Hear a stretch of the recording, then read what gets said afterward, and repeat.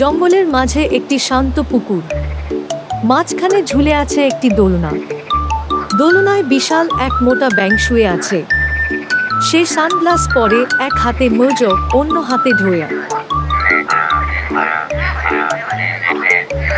ব্যাঙ শুধু খায়, দোলনায় ঘুমায়, ধোঁয়া ছাড়ে।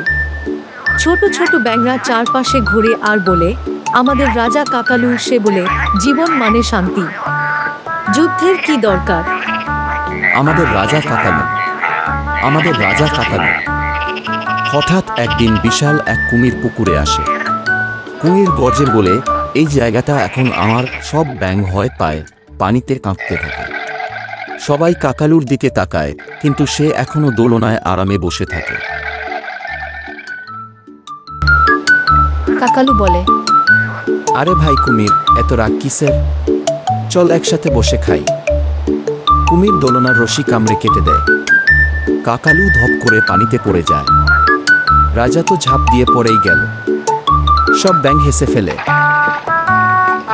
কাকালু ধীরে ধীরে উঠে আসে পানির নিচ থেকে। চোখ জ্বলজ্বল করছে আর মুখে নতুন একটা ভাব। এবার সে বলে, ঠিক আছে, আরাম অনেক হলো, এখন একটু অ্যাকশন করি।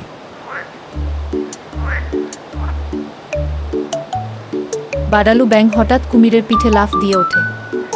বিশাল পেট দিয়ে কুমিরকে চেপে ধরে। কুমির কাঁচতে কাঁচতে পালিয়ে যায়। কুমিরটা এক লাফে পুকুর থেকে পালিয়ে গেল। তার চোখে ভয়, মুখে আতঙ্ক। না না, এই পেটওয়ালা ব্যাঙ আবার কি জিনিস? আমি আর এদিকে আসব না। ব্যাঙদের পুকুর, হুহু, পালাও।